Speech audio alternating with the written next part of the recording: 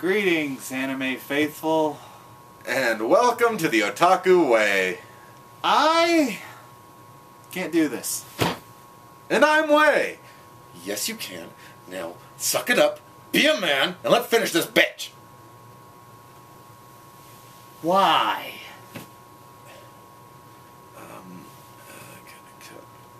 Because if you do, I'll give you back your wallet.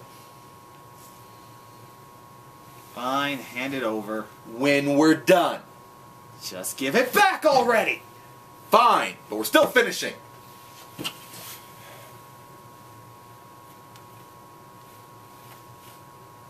What'd you do with my money? Hey, I said I'd give you back your wallet. Never said anything about the money inside. You son of a... Hey, anime faithful, and welcome back to part 2 of our Maburaho review. Well, all thieveries aside, seems like Kazuki ain't doing much better than me these days. Not too surprising since, he's dead and all. His glass isn't helping things either, as they once again convinced me they are in fact reincarnations of evil Nazis from World War II. And not just normal Nazis either, but the ones who created the Nazi zombies from Call of Duty. Evil bastards. A guy who is a ghost no longer has a body! If he doesn't have a body, he doesn't have genes. So he isn't even useful anymore. Be gone! It is the consensus of Class 2B that you leave here immediately! Well, I don't mind if he stays as long as he makes himself useful. Everyone will think a ghost this vivid looking is just some kind of a fake. You're right. I'm a ghost. I don't belong here. This quite naturally sends Kazuki into an even deeper depression, as the comfort the girls give doesn't help that much. I got you! When it comes to capturing hard-to-catch ghosts, this method really does work the best. It isn't right to just leave the classroom like that, Kazuki! Dr. Akai also mentions that Kazuki should watch out for any ghost freaks that might be in the area, as they might try to capture him. Advice Kazuki promptly ignores when he walks off with a mysterious woman he just met. It looks like stupidity followed this guy to the grave. Does he ever learn? Dumbass! Things then get worse when the woman suddenly captures Kazuki. Whoa, now that's a shocker. Kazuki's fangirl soon missed her little stud muffin though, so Rin seeks out Kazuki's presence, only to discover Kazuki is with another woman. Huh? What did you just say, with a woman? Kazuki, you two-timer! You idiot! So, do you know which way, Rin? Yes, it is that way. Why exactly does she think he's gonna cheat on her when he doesn't even have a dick anymore? At any rate, the strange woman explains to Kazuki that he is in fact an incomplete ghost, and she intends to make him a full ghost and add Kazuki to her collection. The girls soon show up though, and a kiss mark the strange woman gave Kazuki sends that jealous user bitch Yuna into a well-deserved frenzy. Why exactly does she think her attack is gonna hurt him if he doesn't have a body? Either way, the girls decide it's best to figure out who Kazuki was with and have Elizabeth spy on Kazuki when he's left alone. Sneak. Sneak. Sneak. Kazuki once again acts like a total dumbass though when the ghost freak promises to help him cope with becoming a ghost, and he once again walks directly into another trap. I don't think Kazuki's a bad guy or anything like that. I just think he's one of the stupidest anime characters to ever exist. Things just keep getting more insane from here on out, as we find out that the ghost freak is in fact Dr. Akai's sister, Shino Akai, and she won't be giving up on Kazuki that easily. Kazuki and company discover this when the dumbass once again walks into the creepy woman's clutches. The girls follow, and for some strange reason, Yuna's obsessed with cotton candy. That's not... Huh? No! This isn't... You said you didn't want my cotton candy! That's so mean of you! I went through all that trouble to make cotton candy for him and he didn't eat it. I just got to know why that woman's cotton candy is acceptable, but mine isn't good enough for him. Kazuki and the cotton candy are inside this house! Yeah. Proving they can't do anything right, the girls try to save Kazuki, and just end up getting captured by Shino a little too easily, leaving the girls begging Kazuki to save them once again. I don't care what happens to me! But still, think thinking about my future with you. I would like to be saved if something like that could be arranged. Oh, make up your mind. Didn't anybody learn? This is how they killed him in the first place. Fucking bitches. Wait, why is Elizabeth acting like she's in danger? She's a ghost!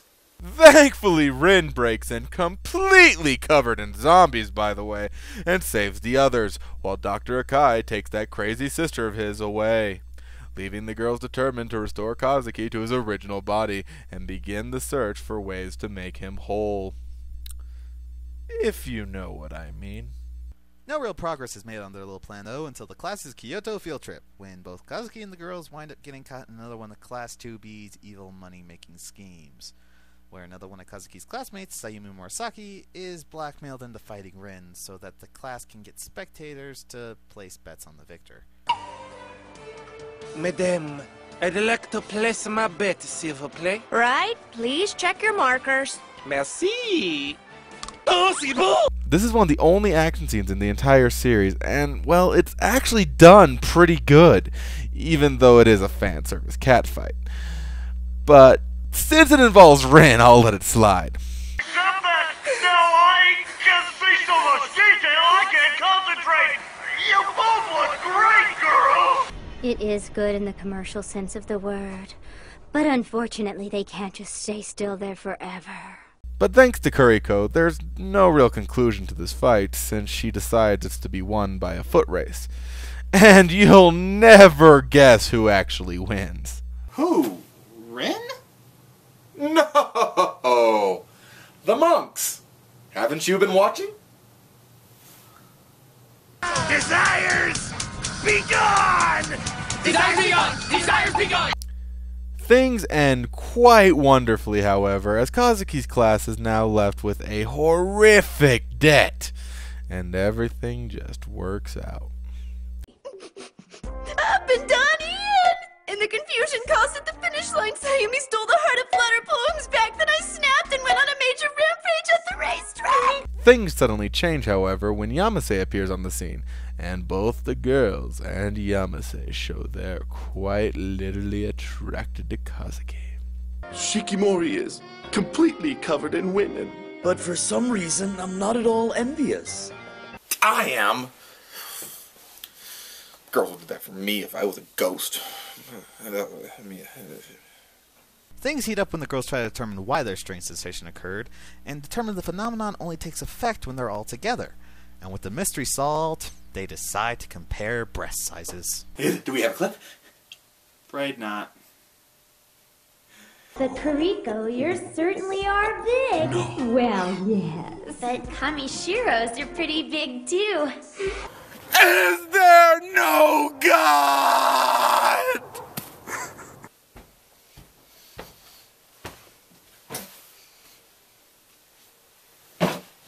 I give up. I don't even care anymore. The girls decide to split up, each taking Kazuki out on individual dates in order to avoid the sensation. Oh, a date? Yeah, that is a good idea. When Yamase gets her turn, she decides it's best if her alone time with Kazuki is spent stalker-free. Kazuki! Kazuki! Kazuki! Kazuki! This gives Shino a chance to strike as she's been patiently waiting in the shadows, allowing her to capture both Kazuki and Yamase. My turn. Shino soon begins to force Kazuki into a mysterious shrine to make him a complete ghost when the girls appear to save the day. Their little rescue goes about as well as all the other times they tried to stop Shino, as Kazuki fully enters the shrine. Both Yuna and Yamase aren't far behind, though, as they enter the shrine going after Kazuki, when the strange reaction from earlier occurs again, and Kazuki suddenly receives some of his long-lost ashes. It's so hot. My body is so hot. Help me, Kazuki! Prompting Shino to retreat and hint that if all of Kazuki's ashes are returned to him, he may regain his lost body. The girls quickly determine that the rest of Kazuki's ashes are inside all of them, and that the best way to return them to him are for them all to spend a little alone time with Kazuki. Kuriko's the first to get a little alone time with Kazuki. And it's at a grand ball, too, much to Yuna's dismay. Kuriko still finds it hard to admit her true feelings for Kazuki due to her guarded nature that came as a result of her upbringing. Something easily seen from the way her sister acts. What's the meaning of this, Kuriko? The party has begun, but you haven't made the rounds even once yet. I was told to make an appearance, so I've made one. I didn't make any promises that I'd do anything else. Do as you wish! This episode concludes in a way that in no way resembles a common fairy tale.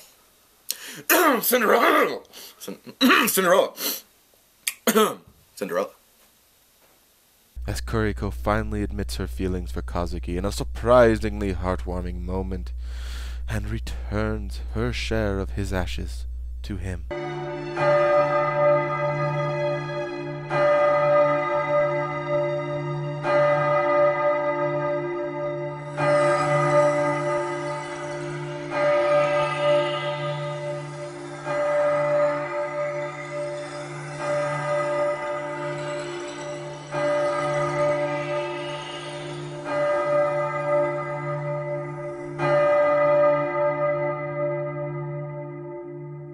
This leaves only Rin to return Kazuki's ashes, but sadly for Rin, Shino suddenly shows up and informs her that if she were to return her bit of Kazuki's ashes, then he'll regain his body but lose all his memories in the process. I'll say it again. The instant you restore Kazuki Shikimori's ashes and he regains his human form, he will lose his memory. He'll forget about you and everyone else he knows. He'll forget everything. Da-da-dum! Clearly, this idea lays heavily on Rin's mind. But later, the group decides it's best if her and Kazuki go on a date. A prospect Yuna handles just like an adult. Kazuki? You are not allowed to do that! I am your wife, and that would be two-timing, Kazuki! Do you understand me? Now, there's no problem, is there? How about on a probationary basis under our supervision? Why? In the end, Rin decides it's best to leave Kazuki the way he is and walks out of his life forever. And for some strange reason, Kazuki vows to swing her sword until she returns. In that case, I'll just keep doing practice swings until you get back, okay? Kazuki then, in typical martyr fashion, keeps swinging that damn sword till he collapses, forcing Rin to return to Kazuki. You're back. Kazuki soon asks Rin to smile again and forget the thoughts that have been troubling her. And as she does, his ashes are once again restored to him. This isn't what you promised. I wanted you to smile. That was my promise. Shikimori.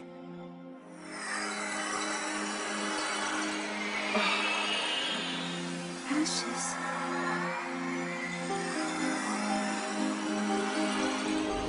Kazuki even has his memories too, so I guess Shino is just a lying bitch after all. Why? That's all you ever say. I am his wife, so that can't be helped. Now can Just say you are, that's all. Not true. I am. Kazuki! Kazuki! Well, sucks to be you, don't it, Kazuki? Ugh. Things don't get much better when Yamase decides to show up for a surprise visit and isn't too pleased to find Kazuki sick and dying. Why is this happening to him? We don't know. You don't know? You can't be serious.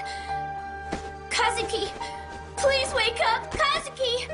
This leaves Shino and Dr. Akai to explain what's wrong with Kazuki. Shikimori's still a ghost. What? I'm afraid she's right. Just as my sister said, he hasn't fully regained human form. My scan indicates he's still missing about one person's worth of ashes. The group determines the way to save Kazuki is to enter into his memories and find his remaining ashes, since, apparently they can do that. Huh, who would have guessed? Naturally, the group encounters many different memories until they reach the memory they searched for. Ooh.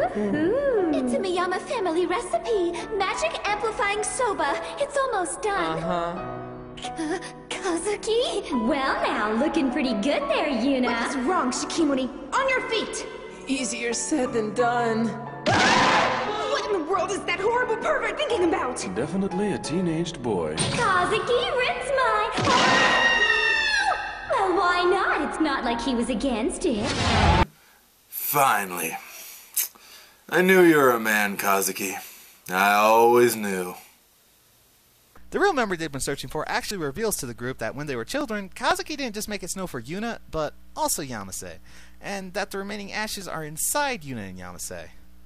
Huh. Guess that's what Kazuki gets for getting a little action on the side. You kept your promise, didn't you? Oh, so I better keep my promise to you too. When I grow up, I'll become your bride one day. Huh? All this progress is spoiled when Shino reveals that the man she and Miss Hirosaki loved also had his body restored, but at the cost of his memories, leading the man to abandon Shino and Hirosaki when he fell in love with another.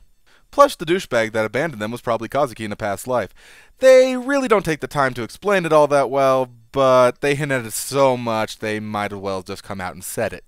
Oh, that's why she's a crazy bitch who loves collecting ghosts.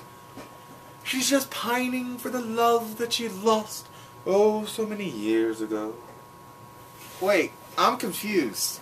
If Shino and Hirosaki were in the Edo period, and the man they loved was a full-grown man, and Kazuki's a teenager, how old are these bitches? Do they have an immortality spell? I don't know. Maybe they're watching his reincarnated self.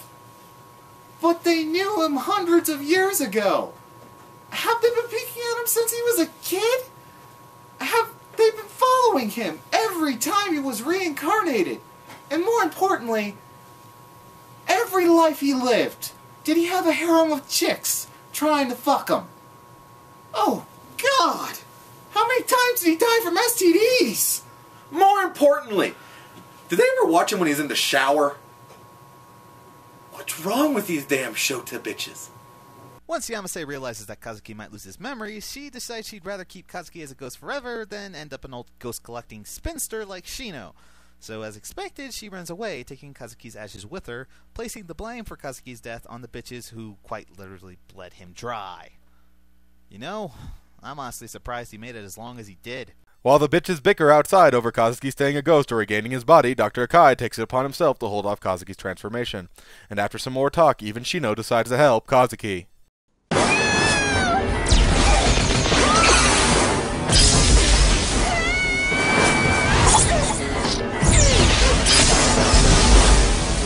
Outside, however, the girls are still fighting over whether or not to return Kazuki to his body, until the others finally convince Yamasei to return Kazuki's ashes and restore his body.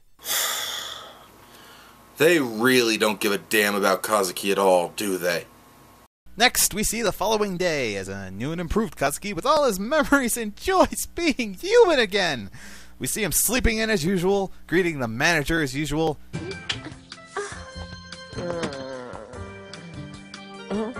Hi there, and good morning to you, Miss Hirosaki.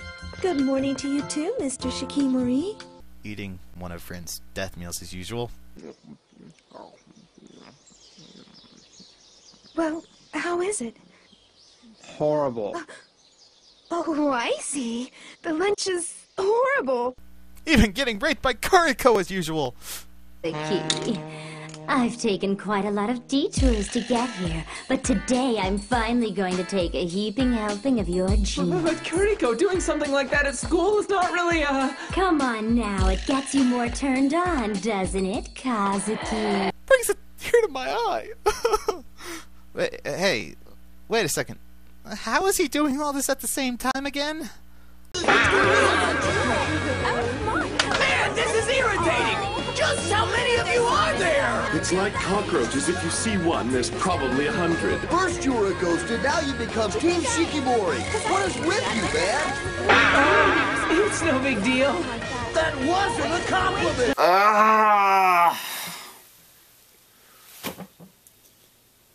Well, folks, that's Maburaho, a bad comedy that ended with a bad joke. What did you expect? Well, to be fair, the show is actually pretty good for a harem series. After all, the art and production values are very well done throughout, and the opening to the show is very complete, as the animation is filled with a lot of motion and a J-pop tune so damn cheery it'll be stuck in your head for days.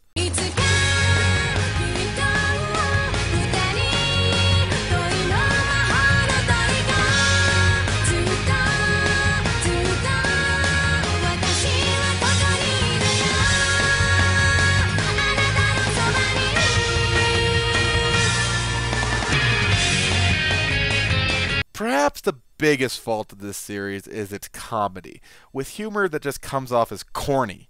After watching all the episodes of this series, I only laughed at one joke. All right, then. Time to work hard and earn my money.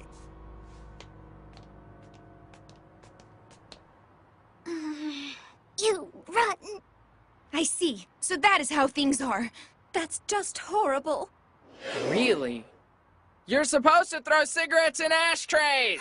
Oh, Kazuki, if only you were that funny all the time. The dubbing was rather exceptional as well. I couldn't tell at first as the characters came off rather boring to me, but I quickly realized it was just the actors playing their roles well. Most of these characters can be pretty boring at times, Kazuki especially. But plenty of the voice actors from Maburaho have proven in other animes that they can play much more energetic roles. Kazuki's voice actor Blake Shepard even played Akito and Agito in Air Gear. My plan was perfect, but there was one thing I overlooked, one factor I failed to calculate. He's a dumbass, and there's no accounting for dumbassness. Maburaho actually ended up as an alright harem. However, if you're interested in the harem genre, there are much better shows to start with. But if you're a hardcore harem junkie dying for your next fix, this might actually be a pretty good addition to your collection, as you can do much, much worse than Maburaho.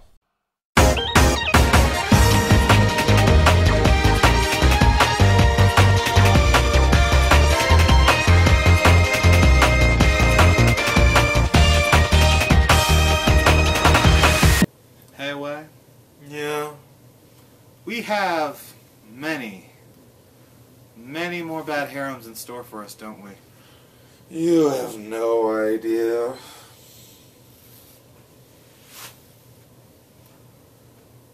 I want to dream. Dream? Then dream of love, Hina. Well, it's been a pleasure. Now let's watch Kazuki die again. No! What you say? That you only meant well, 'cause you did. What you say?